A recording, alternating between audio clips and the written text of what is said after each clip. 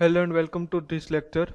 आज के इस लेक्चर में हम देखने वाले इफेक्टिव प्रेजेंटेशन स्ट्रेटेजी, मतलब कि हम जो कम्युनिकेशन कर रहे हैं तब हमें कौन कौन सी इफेक्टिव प्रेजेंटेशन की ट्रिक अपनानी होगी, कौन कौन सी स्ट्रेटेजी अपनानी होगी, जैसे कि हमारा कम्युनिकेशन सफल रहे या सक्सेस रहे। उसके लिए प्रेजेंटेशन के कौन कौन से पर्पस होने चाहिए, उसमें ऑडियंस एनालिसिस है, ऑर्गेनाइजेशन कंटेंट है, इंट्रोडक्शन है, तो वो सब आज हम देखने वाले हैं। तो स्टार्ट करते हैं आज का लेक्चर, इफेक्टिव प्रेजेंटेशन स्ट्रेटेजी। तो सबसे पहले हम देखते हैं उसकी डेफिनेशन कि इफेक्टिव प्रेजेंटेशन है या ओरल प्रेजेंटेशन है, उसकी डेफिनेशन क्या है। तो an oral presentation is relative formal kind of a talk requiring preparation and some amount of writing. मतलब कि ये प्रेजेंटेशन क्या है, प्रेजेंटेशन हम किसको कह सकते हैं। तो प्रेजेंटेशन क्या है, वन टाइप ऑफ एक फॉर्मल कम्युनिकेशन ही है। उसमें क्या होता है कि आप थोड़ा सा उसमें आपका प्रेजेंटेशन रहता है और थोड़ा सा उसमें राइटिंग अमाउंट भी रहता है, तो इसको आप प्रेजेंटेशन बोल सकते हो। तो सिंपल आपको इतनी डिफिनेशन याद रखनी है कि an oral presentation is relativity formal kind of a talk requiring preparation and some amount of writing. तो ये हो गई हमारी ओरल डेफिनेशन की प्रेजेंटेशन किसे कहते हैं, इसकी हो गई हमारी डेफिनेशन। तो अब आगे हम स्टार्ट करते हैं कि हमने जो डेफिनेशन तो देखी कि इफेक्टिव प्रेजेंटेशन किसे कहते हैं, बट अब हम देखेंगे कि इफेक्टिव प्रेजेंटेशन के कितने पर्पस हो सकते हैं, क्या क्या पर्पस हो सकते हैं, किस किस तरह से हम इफेक्टिव कम्युनिकेशन कर सकते हैं या इफेक्टिव प्रेजेंटेशन कर सकते हैं, या हम इफेक्टिव प्रेजेंटेशन क्यों करेंगे, तो उसके सब पर्पस हम देखेंगे। तो यहाँ पे है डिफाइनिंग पर्पस। तो आइडेंटिफाई टॉपिक, तो हम सब कुछ थोड़े आइडेंटिफाई करते हैं। Topic, topic is a general outline of the subject, मतलब कि कोई एक जनरल आउटलाइन ऑफ सब्जेक्ट, मतलब कि हमारे सब्जेक्ट के बाहर आप कोई भी चीज़ प्रेजेंटेशन करना चाहते हो या कम्युनिकेशन करना चाहते हो तो वहाँ पे आपको प्रेजेंटेशन देना ज़रूरी होगा। इट शुड अराउंड इंटरेस्ट, वो इंटरेस्ट के भी हो सकता है। It should stand alone as a message, आप अलोन मैसेज भी उसको कुछ देना चाहते हो। It should tell something about the presentation, आप प्रेजेंटेशन के बारे में कुछ कहना चाहते हो। तो ये सब हम देखेंगे। तो अब सबसे पहले देखते हैं उसका पर्पस क्या है कि हम प्रेजेंटेशन करते हैं, क्यों करते हैं। तो depending upon the your purpose of presentation to inform to analyse, one should be flexible enough to adjust to new inputs and expected audience reaction. मतलब कि आप किसी ऑडियंस को इन्फॉर्म करना चाहते हो या किसी का एनालाइज करना चाहते हो या उससे कुछ कहना चाहते हो, तो वहाँ से आपको कुछ रिस्पॉन्स चाहिए या ऑडियंस का रिस्पॉन्स क्या रहा है, तो वो देखने के लिए हम प्रेजेंटेशन करते हैं। किसी तरह से हम फ्लेक्सिबल उसको सरलता से उसको कुछ कहने के लिए, उसको कुछ दिखाने के लिए या उसका रिस्पॉन्स लेने के लिए, तो वहाँ पे हम क्या यूज़ कर सकते हैं, प्रेजेंटेशन का यूज़ सकते हैं। तो मतलब कि आपको सिंपल इतना याद रखना है कि आपको जब भी कोई कम्युनिकेशन करनी हो, कुछ जो बिग ऑडियंस है या कुछ ज़्यादा ऑडियंस है उसके अंदर आपको कुछ कहना हो, तो वहाँ पे आप उसको इन्फॉर्म कर सकते हैं प्रेजेंटेशन के थ्रू या उसको एनालाइज भी कर सकते हैं। साथ साथ में उसका ऑडियंस का जो भी रिएक्शन है वो भी आप चेक कर सकते हैं प्रेजेंटेशन के थ्रू।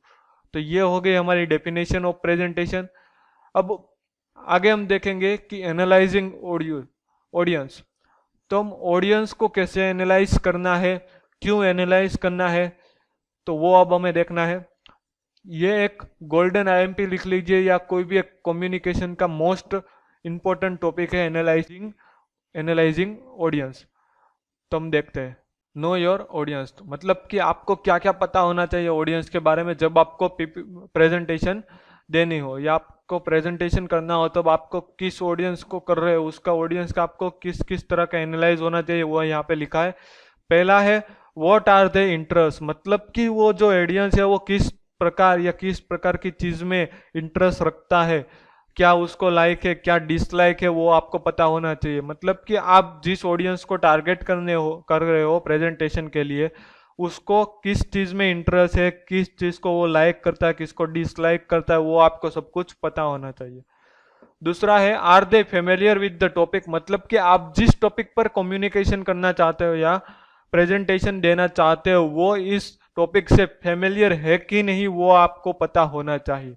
ये बहुत बड़ा मुद्दा हो जाता है कि आपको कंप्लीटली पता होना है, क्योंकि क्या है कि आप जो भी कोई टॉपिक या इंफॉर्मेशन ऑडियंस को देना चाहते हो प्रेजेंटेशन के जरिए, बट उसकी उतनी कैपेबिलिटी भी नहीं है तो वो समझ सके। इसलिए आपको सबसे पहले उसको चेक करना होगा कि फेमिलियर है ये टॉपिक से या नहीं। उसके बाद है तीसरा, इज देयर एटीट्यूड होस्टलाइट और फ्रेंडली, मतलब कि उसका एटीट्यूड कैसा है, फ्रेंडली है या होस्टलाइट है, वो आपको चेक करना पड़ेगा। What's the size of the group, मतलब कि जो आप जिस ऑडियंस के ग्रुप के अंदर प्रेजेंटेशन देना चाहते हो उसकी साइज कितनी है, तो उसके हिसाब से भी आपको पता चल जाएगी कि आपको क्या क्या करना पड़ेगा या कैसे कैसे आपको प्रेजेंटेशन देना पड़ेगा। उसकी साइज भी एक यहाँ पे दिक्कत कर सकती है, बट आपको उसको पहले से ही ध्यान रखना है कि आपको किस किस जो भी आप ऑडियंस को टारगेट कर रहे हो उसकी साइज कितनी है, उसकी ग्रुप की साइज कितनी है। एज रेंज, जिस ऑडियंस को या जिस भी व्यक्ति को आप प्रेजेंटेशन दिखा रहे हो या प्रेजेंटेशन कर रहे हो, तो वो सामने वाली व्यक्ति उसकी एज की रेंज क्या है वो आपको पता होना जरूरी है, ये खास बात है। और दूसरा है जेंडर डिस्ट्रीब्यूशन, मतलब कि जेंडर डिस्ट्रीब्यूशन होना भी जरूरी है। तो आपको पता होना चाहिए कि ये कितने से कितने रेंज के बीच में ये सब ऑडियंस यहाँ पे इकट्ठा हुई या कौन कौन सी ऑडियंस को मैं प्रेजेंटेशन करने वाला हूँ, उसकी जेंडर डिस्ट्रीब्यूशन भी होना जरूरी है। तो ये 5 टॉपिक आप सबसे पहले होना जरूरी, आपको पता होना जरूरी थी। आपको ये 5 टॉपिक है वो ऑडियंस में से पहले ही एनालाइज करके रखने होंगे, तो ही आप कंप्लीटली और इफेक्टिव प्रेजेंटेशन कर सकते हो। उसमें से पहला टॉपिक हमने देखा, फिर से हम रिवाइज कर सकते हैं कौन कौन सा टॉपिक है। तो पहला टॉपिक है, जो भी आप ऑडियंस को, जो भी ग्रुप को आप प्रेजेंटेशन देना चाह रहे हो, वो उस ग्रुप को किस चीज में इंटरेस्ट ज्यादा है, किस चीज को ज्यादा लाइक करता है, किस चीज को ज्यादा डिसलाइक करता है, वो आपको पता होना चाहिए। दूसरी बात है कि आप जिस टॉपिक को प्रेजेंटेशन दे रहे हो वो उसके फेमिलियर है कि नहीं।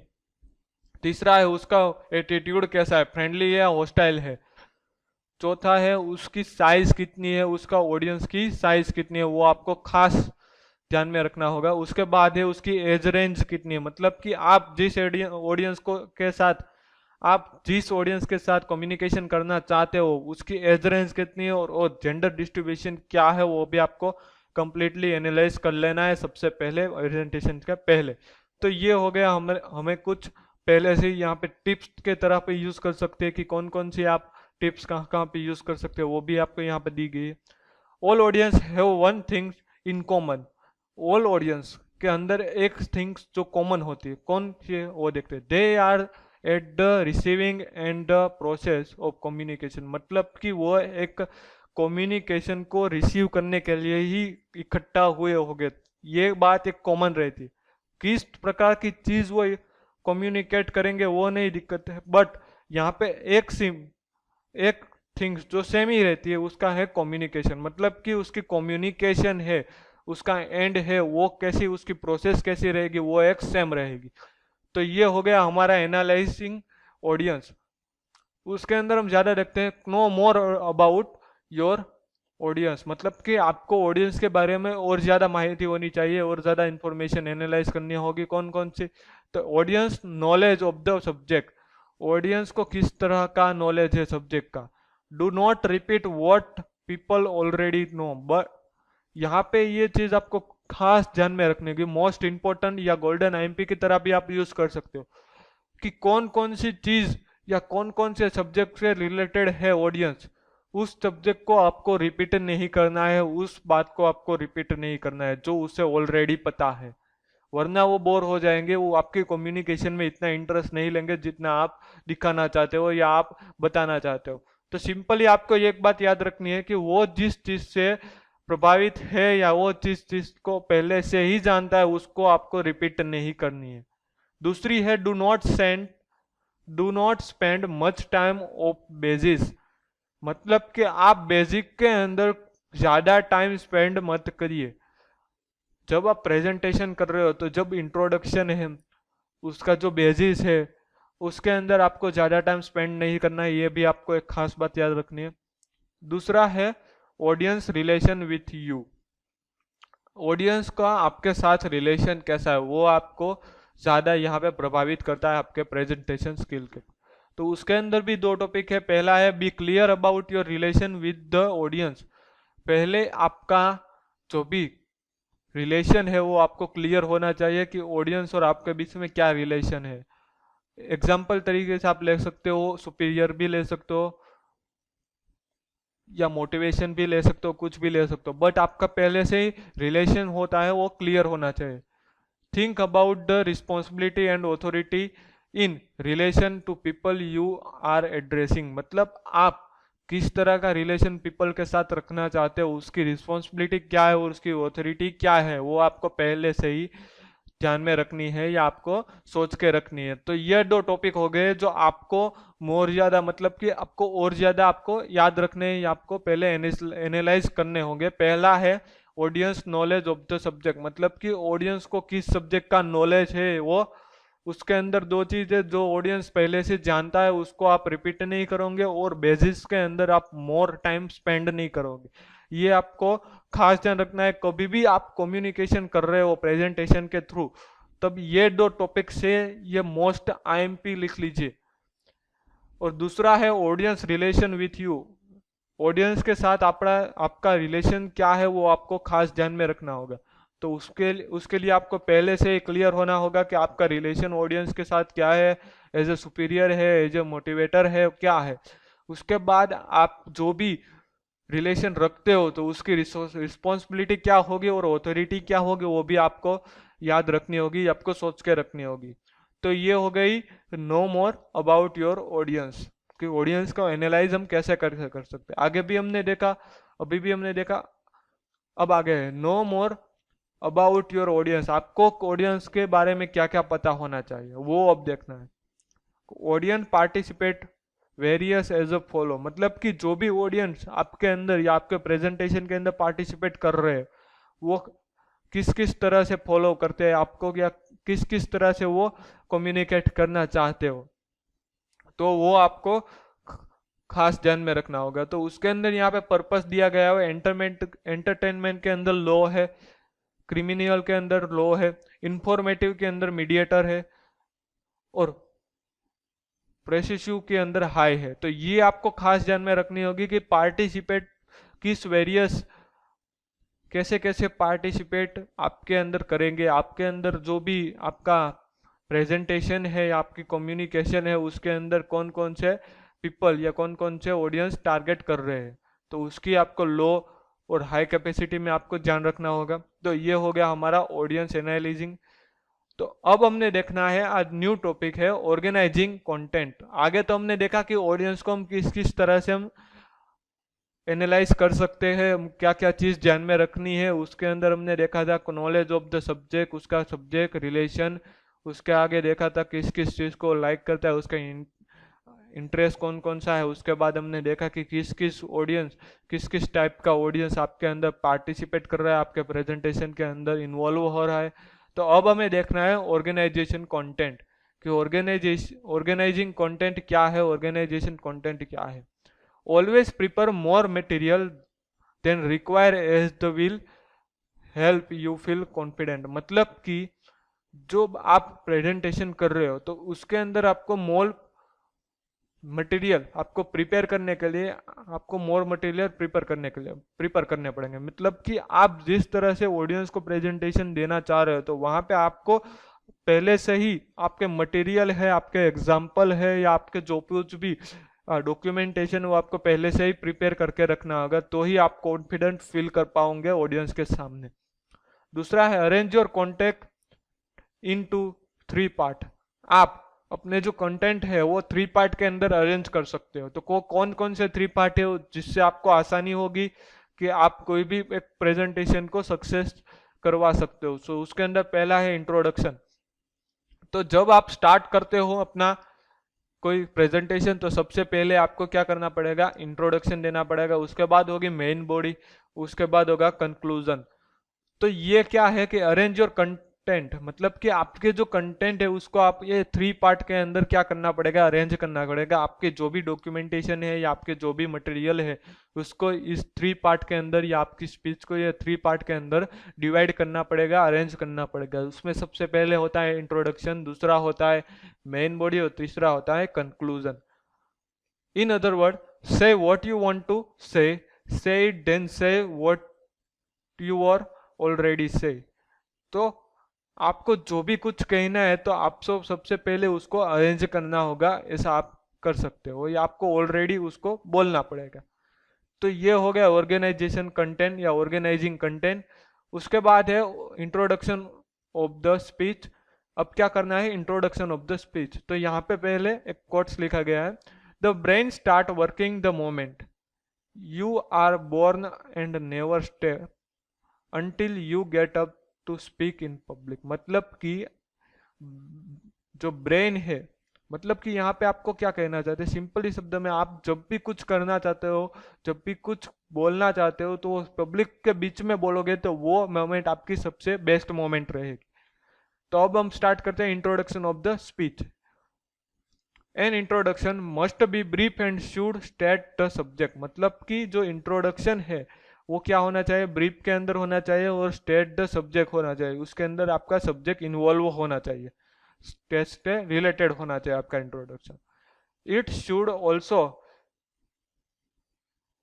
Capture attention, inspire confidence and preview the content that follow. मतलब कि आपको इसके अंदर क्या रखना चाहिए, आपका कंप्लीटली अटेंशन होना चाहिए, आपके इसके अंदर इंस्पायर कॉन्फिडेंस रखना चाहिए, और उसके बाद उसका प्रीव्यू भी एकदम कंप्लीट होना चाहिए. तो ये बात आपको ध्यान में रखनी है. तो यहाँ पे हमने देखा कि इंट्रोडक्शन कहना कैसा होना चाहिए, कैसे कैसे हम कर सकते हैं.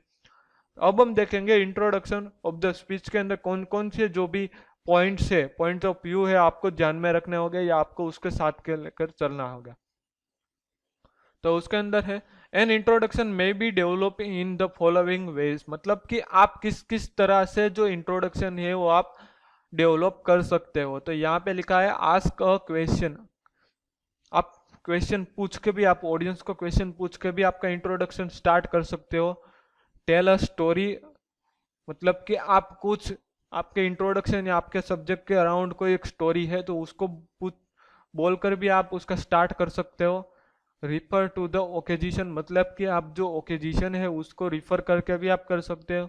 Use a quotation. मतलब कि आप कुछ अच्छा सा कुछ सोच कर उसको भी आप कर सकते हो. Use N universal idea of comprehension. मतलब कि आप कॉम्प्रिहेंशन या आइडिया से आप यूज कर सकते हो. Start expression it usefulness. मतलब कि आपको उसका यूज या उसका जो भी इंपॉर्टेंट है वो भी आप बताकर उसका इंट्रोडक्शन स्टार्ट कर सकते हो. तो मतलब कि आपको यहाँ पे किया गया है कि आपको जो इंट्रोडक्शन है वो कैसे कैसे डेवलप कर सकते हो, किस किस वे से आप उसको कंप्लीटली कर सकते हो. तो यहाँ पे आपने देखा कि आस्क क्वेश्चन, क्वेश्चन पूछ के भी, उसके बाद स्टोरी कह के भी, उसके बाद कोई ऑक्यूपेशन है तो उसको, ओकेजिशन है तो उसको रिफर करके भी, उसके बाद है कि आप कुछ आइडिया शेयर करके भी कर सकते हो, और उसका कुछ इम्पोर्टेंट कह के भी आप स्टार्ट कर सकते हो या डेवलप कर सकते हो आपका इंट्रोडक्शन. तो ये हो गया इंट्रोडक्शन. इंट्रोडक्शन हम कैसे करते, कैसे डेवलप कर सकते हैं, ये हमने देखा. अब आगे देखेंगे main body of this speech. तो हमने फर्स्ट पूरा किया कि हमें इंट्रोडक्शन कैसे देना है, वो हमने कंप्लीट किया. अब दूसरा है main body of the speech. मतलब कि जो हमारी जो मेन बॉडी है, जो स्पीच का जो मेन पार्ट है, वो हम कैसे रिप्रेजेंटेशन करें ऑडियंस के सामने, वो मेन रहेगा यहाँ पे. तो उसके अंदर है depending on the topic and introduction of the presentation.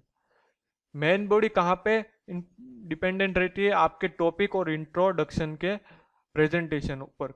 मतलब कि जो मेन बॉडी होती है वो कहाँ पे, आपको टॉपिक, जो आपका सब्जेक्ट है वो, और आपका इंट्रोडक्शन है उसके उस पर डिपेंड रहती है. Any of the following pattern of the organising the main body can be choose. मतलब कि आप मेनी पैटर्न से आपको मेन बॉडी को एग्जीक्यूट कर सकते हो या आपको रिप्रेजेंट कर सकते हो. तो यहाँ पे लिखा है पहला क्रोनोलॉजिकल, दूसरा है कैटेगरिकल. यहाँ पे दो टाइप से कि आप अपने मेन जो बॉडी है उसको कैसे आप पैटर्न कर सकते हो, आप कैसे ऑर्गेनाइजेशन कर सकते हो. जैसे कि हमने इंट्रोडक्शन को देखा था, तो वैसे ही यहाँ पे है कि पहला है क्रोनोलॉजिकल और दूसरा है कैटेगोरिकल. तो profile of x institute, changing face of the earth, history of sport.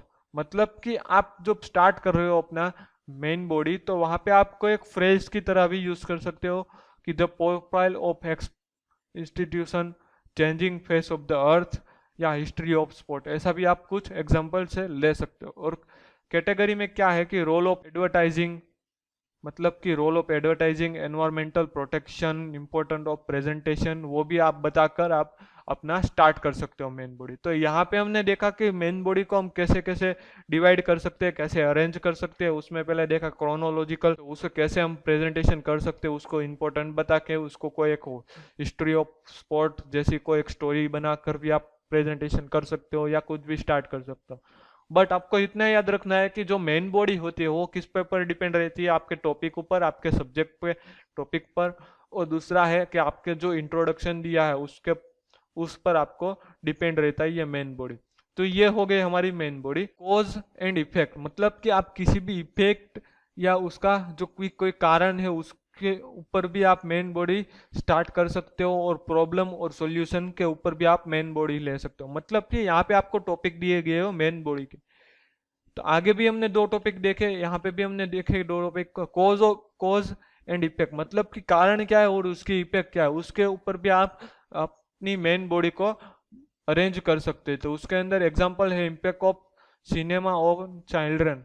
तो वहाँ पे वन ऑफ टॉपिक आपको दिया गया एग्जांपल की तरफ, मतलब कि यहाँ पे पहले क्या किया है कि इम्पैक्ट ऑफ सिनेमा, मतलब कि जो सिनेमा का इम्पैक्ट है वो चिल्ड्रन के ऊपर कैसे रहेगा। तो वहाँ पे एक वन टाइप ऑफ इफेक्ट दिखा रहा है कि जो चिल्ड्रन है उसके ऊपर सिनेमा की इफेक्ट कैसी रहेगी। तो ये हो गया। इंटरनेट बून और बैन, मतलब कि इंटरनेट अच्छा है या बुरा, वो भी आप वन टाइप ऑफ कोज और इफेक्ट का यहाँ पे हो गया। स्मोकिंग इज यंगस्टर, मतलब कि जो स्मोकिंग है यंगस्टर के अंदर कैसे रहेगी। तो ये वन टाइप ऑफ क्या है कि कोज और इफेक्ट का एग्जांपल हो गया कि आप अपनी जो मेन बॉडी है वो कैसे स्टार्ट कर सकते हो, कोज और इफेक्ट के जरिए भी स्टार्ट कर सकते हो। उसका जो एडवांटेज है या डिसएडवांटेज के कह के भी आप स्टार्ट कर सकते हो। दूसरा है प्रॉब्लम सॉल्यूशन, कि साथ में प्रॉब्लम तो है उसके साथ सॉल्यूशन भी है, तो वो भी आप कह सकते हो। उसके अंदर है द ग्लोबल वार्मिंग, तो वो वन टाइप ऑफ प्रॉब्लम है, तो उसके सॉल्यूशन के ऊपर आप दे सकते हो अपनी स्पीच।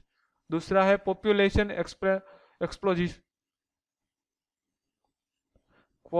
एक्सप्लोजन, मतलब कि जो पॉपुलेशन है तो उसका एक्सप्लोजन है, वन टाइप ऑफ प्रॉब्लम है। बट अब हम उसे कैसे सोल्व कर सकते हैं या उसका सॉल्यूशन कैसे ला सकते हैं, तो उसके अंदर भी हम एक स्पीच दे सकते हैं मेन बॉडी के अंदर। तो ये वन टाइप ऑफ आपके सब्जेक्ट पर डिपेंड रहेगा कि कौन सा सब्जेक्ट आपने चूज किया है या आप कौन सी इंफॉर्मेशन कम्युनिकेट करना चाहते हो, तो उसकी तरह से आपको पता होना चाहिए। तो ये हो गया हमारे main body of the speech. उसके अंदर हमने देखा क्रोनोलॉजिकल, उसके अंदर आपने देखा कि कोई एक आप हिस्ट्री की तरह या स्टोरी की तरह भी आप स्टार्ट कर सकते हो, या कौन कौन से टॉपिक पे आप ले सकते हो। उसके बाद लिखा कैटेगरी वाइज, मतलब कि रोल ऑफ एडवर्टाइजिंग, मतलब कि आप उसको इम्पोर्टेंट दिखाकर आप कर सकते हो। उसके बाद हमने देखा कॉज और इफेक्ट, तो कॉज और इफेक्ट टाइप पे भी आप इंट्रोडक्शन दे सकते हो, अपनी मेन बॉडी स्टार्ट कर सकते हो या अपनी स्पीच दे सकते हो। उसके बाद देखा प्रॉब्लम है तो उसका सॉल्यूशन भी है, तो उसका सॉल्यूशन के ऊपर आप भी क्या दे सकते हो, स्पीच दे सकते हो या प्रेजेंटेशन दे सकते हो। तो ये हो गया हमारा main body of the speech, मतलब कि स्पीच के अंदर मेन बॉडी हम कैसे कैसे अरेंजमेंट कर सकते हैं। उसके बाद है कंक्लूजन, मतलब कि हमने पहले देखा इंट्रोडक्शन कैसे करते हैं, स्टार्ट कैसे करते हैं। उसके बाद हमने देखा कि मेन बॉडी के अंदर हम क्या क्या करेंगे, उसको किस टाइप के अरेंजमेंट करेंगे, किस किस तरह से कॉज और इफेक्ट की तरह से करेंगे या कोई दूसरे वे से करेंगे। तो अब हमें देखना है कि कंक्लूजन, मतलब कि हमारी जो स्पीच है वो कंप्लीट होने के बाद उसका जो भी कोई कंक्लूजन है, मतलब कि सारांश है, तो वो हम कैसे क्या करेंगे, उसको डिफाइन करेंगे, कैसे हम स्पीच के अंदर अपना वो रखेंगे, अपनी बात रखेंगे, उसका कंक्लूजन रखेंगे। तो वो हमें देखना है। तो यहाँ पे पहले स्टार्ट करते हैं। A speech is like a love affair,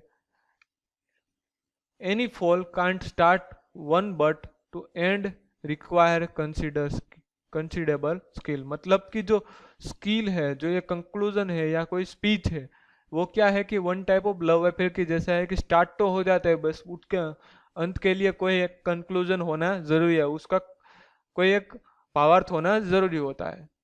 यहाँ पे हम स्टार्ट करते हैं, मतलब कि कंक्लूजन क्या है वो अब देखते हैं। The conclusion of speech is almost as important as the beginning because people to remember what they hear first and last. मतलब कि जो ये कंक्लूजन है ना, वो हमारा बिगिनिंग सेक्शन की तरह ही है। जितना हमारा बिगिनिंग सेशन, मतलब कि जितना हमारा इंट्रोडक्शन इम्पोर्टेंट है हमारी प्रेजेंटेशन के अंदर, हमारे कम्युनिकेशन के स्किल के अंदर, जितना हमारा जो बिगिनिंग सेक्शन है वो इम्पोर्टेंट है, वैसे ही हमारा जो लास्ट सेक्शन है, कंक्लूजन सेक्शन उसको बोल सकते हैं, तो वो भी हमारा बहुत जरूरी है। क्योंकि जो पीपल होते हैं वो मेन टू चीज पर फोकस करते हैं आपके प्रेजेंटेशन के अंदर। फर्स्ट होता है आपका बिगिनिंग सेक्शन और दूसरा लास्ट होता है आपका लास्ट सेक्शन, मतलब कि आप जब कंप्लीट करो तो ये दो ही जो टॉपिक है वही पीपल रिमेंबर, मतलब कि याद रखता है, उसको यही याद रखता है। तो आपको कंक्लूजन और जो इंट्रोडक्शन है वो आपको कंप्लीटली इफेक्टिवली बनाने होंगे, तो ही आप ये कम्युनिकेशन सक्सेस बना सकते हैं। The ending of the speech should be brief and forcefully, मतलब कि जो भी हमारी एंडिंग है, हमारा जो भी कंक्लूजन है स्पीच का, वो एकदम ब्रीफ में होना चाहिए, एकदम कम्युनिकेशन एक अमेजिंग होना चाहिए, मतलब कि एकदम डिटेल में होना चाहिए, ब्रीफ होना चाहिए और एक फोर्सफुली होना चाहिए। मतलब कि वन टाइप ऑफ क्या कह सकते हैं हम, फोर्सफुली उसको अमल में ला सके वैसा कुछ हमें करना चाहिए, तो वैसा हमारा कंक्लूजन होना चाहिए। तो ये हो गया हमारा कंक्लूजन ऑफ द स्पीच। अब आगे देखते हैं कंक्लूजन के अंदर हम कैसे कैसे टाइप के हम अरेंजमेंट कर सकते हैं, उसके अंदर हम कैसे चेंजेस कर सकते हैं वो अभी देखना है। तो indicate that you are reached the end with verbal clue, मतलब कि आप वर्बल क्लू के इंडिकेट करके आपको एंड तक पहुंचना है। किस किस तरह के वर्बल क्लू है, तो इन कंक्लूजन, मतलब कि आपको जब भी कंक्लूजन बताना हो तो वहां पे आप बोल सकते हो in conclusion to sum up, मतलब कि ये सम होने के बाद, लेट मी कंक्लूड और बिफोर आई कंक्लूड। तो ये सारे जो चार, ये फोर जो हमारे स्पेल है या हम बोल सकते हैं उसको वर्ड, उसके साथ हमारे जो क्लू है उसको हम बोल सकते हैं क्लू। ये चार है उसको हम बोल सकते हैं, ये फोर क्लू है, उसके इंडिकेट करके ही हम हमारी स्पीच का एंड तक पहुंच सकते हैं। Use summary of your speech, मतलब कि आपकी स्पीच की जो भी समरी है वो आप वहां पे रख सकते हो कंक्लूजन के अंदर। मेक एंड अपील, मतलब कि वहां पे आप अपील भी कर सकते हो, and on a positive note, मतलब वहां पे आप एक पॉजिटिव नोट भी दे सकते हो। तो मतलब कि आप जब कंक्लूजन तक पहुंचोगे तो वो कैसे कैसे पहुंचोगे, तो यहाँ पे आपको वर्बल क्लू दिए गए, वो वहां तक आप पहुंचने के लिए वर्बल क्लू का यूज कर सकते हो। उसके बाद है आप जो कंक्लूजन कर रहे हो उसके अंदर आपकी स्पीच की समरी आ जानी चाहिए। उसके बाद आप उसके अंदर अपील भी कर सकते हो ऑडियंस को, मेक श्योर आप अपील भी कर सकते हो कि आपको अब से ये करना होगा, या ऐसी कुछ अपील कर सकते हो, ऑडियंस के एक्सपेक्टेशन रख सकते हो। उसके बाद है कि पॉजिटिव नोट्स भी आप ऑडियंस को कंक्लूजन के अंदर प्रोवाइड करना चाहिए कि हमें जब आने वाले समय में कुछ ऐसा करना चाहिए। एनवायरमेंटल आपको कोई टॉपिक हो तो वहां पे आपको कहना चाहिए कि हमें जो ट्री है उसका बढ़ाना चाहिए, उसको हमें ज्यादा तो ग्रो करने चाहिए, उसको कट कम करने चाहिए। तो ऐसा सब हम पॉजिटिव नोट्स भी देके हम कुछ कह सकते हैं। तो यहाँ पे हमारा हो गया कंक्लूजन। तो हमने यहाँ पे 3 टॉपिक्स देखे, तो हमने यहाँ पे 3 टॉपिक्स देखे। पहला देखा इंट्रोडक्शन। इंट्रोडक्शन मतलब कि हम इंट्रोडक्शन कैसे करेंगे वो हमारा मेन पॉइंट होता है। उसके अंदर हम कौन कौन सी ट्रिक यूज कर सकते हैं, कौन कौन से पार्ट में अरेंजमेंट कर सकते हैं। उसके बाद हमने देखा मेन बॉडी। तो हम मेन बॉडी जो स्पीच की है उसको हम कैसे रिप्रेजेंट करें। उसके बाद हमने देखा कि कंक्लूजन, तो कंक्लूजन को हम कैसे कैसे रिप्रेजेंट करें अपने ऑडियंस के सामने। तो अब हम देखेंगे विजुअल एड्स, कि जो हमारा विजुअल एम है और एड्स है वो क्या है। तो spoken word are implemental and because of the limitation speech often needs strong visual support, मतलब कि जब आपकी जो स्पीच है वो एक लिमिटेशन होती है या उसकी कुछ लिमिटेशन के लिए आप कुछ स्ट्रॉन्ग विजुअलाइज सपोर्ट कर सकते हो। मतलब कि आपको जब कुछ ही ऑडियंस को या कुछ ही ग्रुप को आपको प्रेजेंटेशन के अंदर कुछ ज़्यादातर आपको फोर्सफुली दिखाना है या आपको बताना है या उसको इंफॉर्मेटिव करना है, तो वहाँ पे आप किसी किसी का चीज का यूज कर सकते हो या विजुअल एड्स का यूज कर सकते हो। तो कौन कौन से विजुअल सपोर्ट आपके पास वहां पे मिलेंगे या अवेलेबल होंगे, तो वहां पे आप हो गए हैंड आउट, आप हैंड आउट कर सकते करके भी आप क्या कर सकते हो, उसके माइंड में एक विजुअल सपोर्ट क्रिएट कर सकते हो। दूसरा है चौक बोर्ड, मतलब कि चौक बोर्ड की मदद से भी आप उसके अंदर एक विजुअल इमेज क्रिएट कर सकते हो ऑडियंस के अंदर। फ्लिप कैरेक्टर या फ्लिप चार्ट, मतलब कि फ्लिप चार्ट आप उसको बताकर भी आप उसको विजुअल क्रिएट कर सकते हो, उसके इमेज उसके माइंड के अंदर आप इमेज क्रिएट कर सकते हो। उसके बाद है ओवरहेड प्रोजेक्टर, मतलब कि आप प्रोजेक्टर में दिखाकर भी आप कह सकते हो, और पीपीटी स्लाइड के जरिए भी आप उसको कंप्लीटली प्रेजेंटेशन या आपका जो भी मोटिव है या आपका जो भी बॉडी है, मेन आपका गोल है, वो आप क्रिएट करवा सकते हो या उसको विजुअलाइज करवा सकते हो। उसके बाद है चार्ट एंड टेबल, तो चार्ट एंड टेबल के जरिए भी आप दिखा सकते हो। तो ये हो गए हमारे विजुअल एड्स। तो विजुअल एड्स का मेन यूज कहाँ पे होता है कि आपका कोई इसको स्ट्रांगली इफेक्ट उसके माइंड के अंदर आपका कोई स्ट्रांगली इफेक्ट क्रिएट करना है, आपकी बात का कोई स्ट्रांगली इफेक्ट क्रिएट करना है, तो वहां पे आप ये विजुअल सपोर्ट यूज कर सकते हो। उसके अंदर कौन कौन से है, तो पहला हैंड आउट्स करके आप उसको नोक कर सकते हो। उसके बाद है चौक बोर्ड का यूज करके भी आप उसके माइंड में इमेज क्रिएट करवा सकते हो। फ्लिप चार्ट का यूज कर सकते हो, ओवरहेड प्रोजेक्टर में दिखा के भी आप कह सकते हो, पीपीटी स्लाइड का यूज कर सकते हो, और चार्ट एंड टेबल, तो ये भी यूज कर सकते हो आप विजुअल एड्स के अंदर। तो ये हो गया हमारा विजुअल एड्स। अब हम देखेंगे इंपॉर्टेंट ऑफ विजुअल एड्स, मतलब कि हमने जो भी विजुअल एड्स यहाँ पे देखे उसका इंपॉर्टेंट क्या है, वो कहाँ कहाँ पे यूज होते हैं, उससे हम क्या क्या करवा सकते हैं, वो सब हमें देखना है। तो पहला है increase interest in audience, increase interest in audience. Audience के अंदर आपको आपका जो इंटरेस्ट है उसको इंक्रीज करवाने के लिए आप वहां पे यूज कर सकते हो। आप उसको ग्रोथ करवा रहे हैं या आपको जो ऑडियंस है उसको मोटिवेट करना है, उसको इंटरेस्ट इसके अंदर दिखाना है, तो वहां पे आप ये विजुअल एड का यूज करके कर सकते हैं। इल्यूस्ट्रेट की पॉइंट, कोई भी की पॉइंट है वो आपको इल्यूस्ट्रेट करवाना हो, आप अलग से उसको माइंड में उसकी जगह क्रिएट करवानी हो तो भी वो करवा सकते हैं। Single transition from one part of the presentation to text, मतलब कि आप जब सिग्नल ट्रांजेक्शन का यूज करके ये आप अपना प्रेजेंटेशन अपने टेक्स्ट पे दिखा सकते हो या आप करवा सकते हो। Increase impact of the message, मतलब कि आपको उस मैसेज देना चाहते हो, उस मैसेज की जो इम्पैक्ट है उसको कैसे इंक्रीज करवाए, जो ऑडियंस के अंदर उसको कैसे हम ज्यादातर उसका मैसेज ग्रो ऑन हो, तो उसके लिए हम विजुअल एड का यूज कर सकते हैं।